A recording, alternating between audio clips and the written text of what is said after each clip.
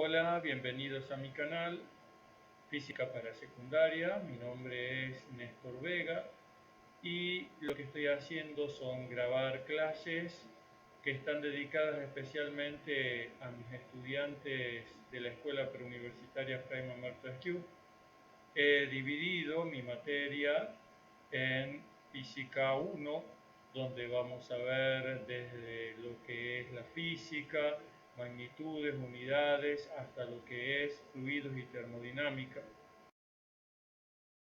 Tenemos Física 2, donde vamos a estudiar todo lo que es la mecánica newtoniana. Y tenemos Física 3, en donde vamos a estudiar lo que es electricidad, magnetismo y electromagnetismo. Vamos por la clase de hoy. En esta clase estudiaremos la ley de Coulomb. Antes de comenzar esta clase, recordemos que habíamos estudiado los fenómenos electrostáticos y la explicación de ellos mediante el modelo atómico de Thomson. Ahora supongamos que tenemos dos cargas eléctricas puntuales, Q1 y Q2, que están separadas por una distancia R. Entre esas dos cargas aparecerá una fuerza, en este caso de atracción, debido a que las cargas son de signo opuesto. Lo que se ha podido medir es que la fuerza es inversamente proporcional al cuadrado de la distancia. Con este modelo matemático nosotros describimos parte de lo que sucede. La fuerza F es inversamente proporcional al cuadrado de la distancia. Este símbolo que se parece a la letra alfa es en realidad un símbolo de proporcionalidad. Y ya vamos a ver que no es lo mismo algo que sea proporcional a que sea igualdad. Acá solamente estamos hablando de proporcionalidad y en este caso es una proporcionalidad inversa. Con este modelo matemático simplemente estamos describiendo que la fuerza es inversamente proporcional al cuadrado de la distancia. ¿Esto qué significa en otras palabras? Significa que cuanto menor sea la distancia, mayor será la fuerza, y cuanto mayor sea la distancia, menor será la fuerza. Luego se encontró que la fuerza es directamente proporcional al producto de las cargas, Q1 y Q2. Como vemos en este caso, cuanto mayor sea el producto de las cargas, mayor será la fuerza, y al revés, cuanto menor sea el producto de las cargas, menor será la fuerza. Eso significa directamente proporcional. De esto encontramos lo siguiente: que la fuerza de atracción o repulsión entre ambas cargas es directamente proporcional al producto de las cargas e inversamente proporcional al cuadrado de la distancia que las separa. Y por ello el enunciado dice lo siguiente: la fuerza de atracción o repulsión entre dos cargas eléctricas puntuales es directamente proporcional al producto de las cargas e inversamente proporcional al cuadrado de la distancia que las separa. La fuerza sigue la dirección de la línea imaginaria que une a las cargas. Vamos a explicar parte por parte esta definición. Nos fijemos que cuando hablamos de la fuerza de atracción o repulsión es la fuerza F. Y cuando dice es directamente proporcional, ahí tenemos las cargas Q1 y Q2. Y nos dice inversamente proporcional al cuadrado de la distancia. Aquí hay un detalle no menor, que es que las fuerzas van a seguir la dirección de la línea imaginaria que une las cargas. Aquí acabo de representar esas líneas imaginarias en líneas de punto, y la fuerza siempre va a tener esa dirección. Puede tener el sentido como está ahí o puede tener un sentido contrario.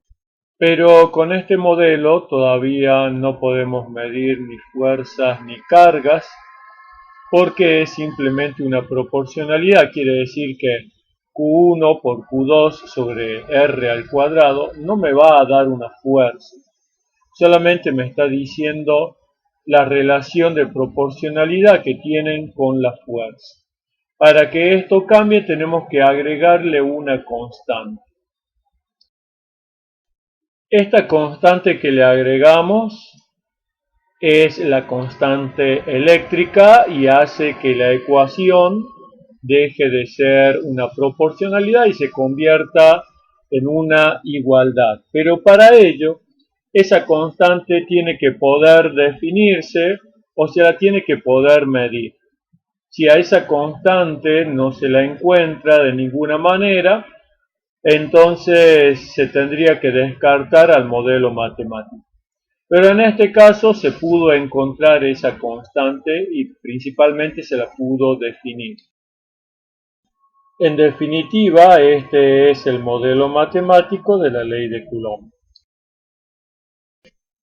Cuando hablamos de cargas puntuales nos referimos a que el tamaño de las cargas, o sea, los cuerpos cargados eléctricamente, ese tamaño es mucho menor a la distancia que la separa. Aquí está un poco mejor representado y hablamos de cargas puntuales. Es decir, el modelo matemático es exacto para cargas puntuales.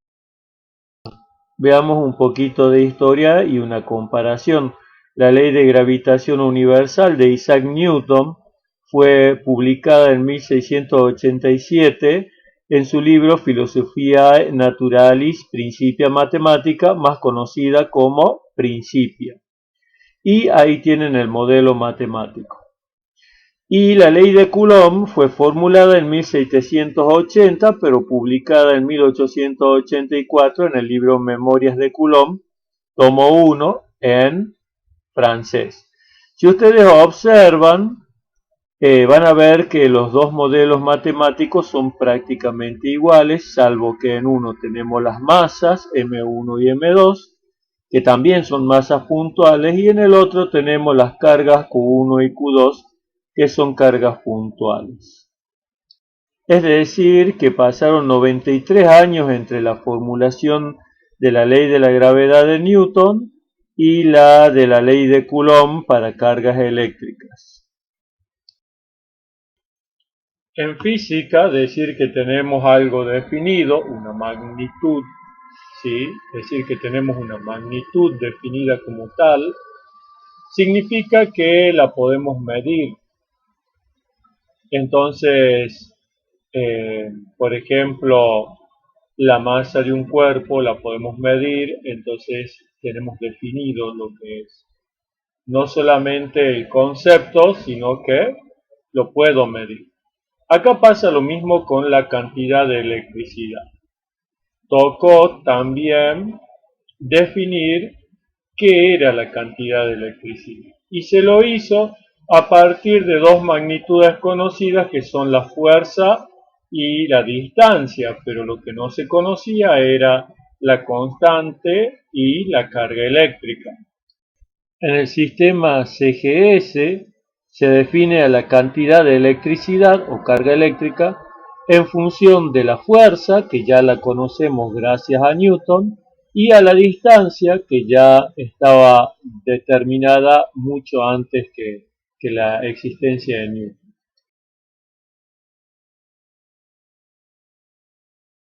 ¿Cómo se define? Se define de la siguiente manera.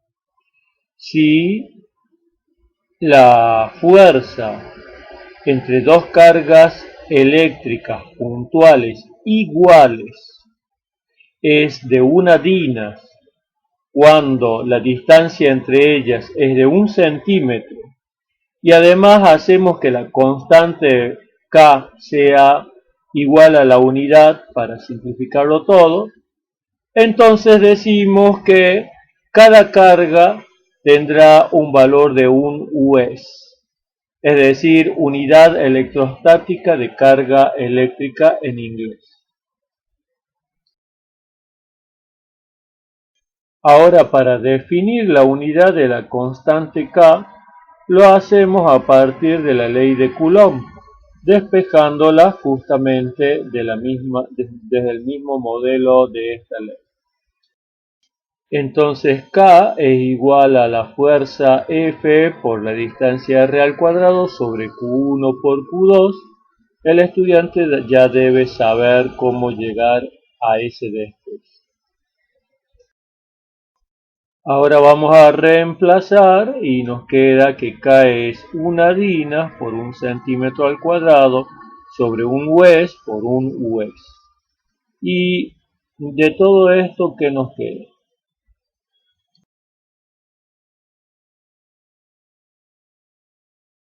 Nos queda que K es igual a una DINA centímetros cuadrados sobre UES cuadrado. Esto fue una definición. En el Sistema Internacional de Unidades se logró medir con la experiencia de Ampère esta constante K y resultó ser 9 por 10 a la 9 newton metros cuadrados sobre coulomb cuadrado.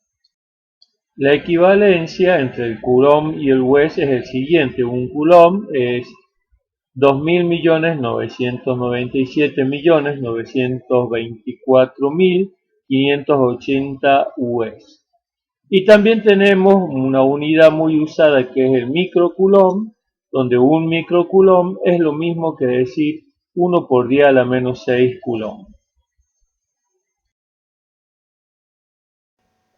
Por último, también quiero recomendarles que anoten todo, uno aprende mientras está escribiendo, anoten los conceptos, las fórmulas, representen, hagan los dibujitos en la carpeta y bueno, hasta la próxima clase.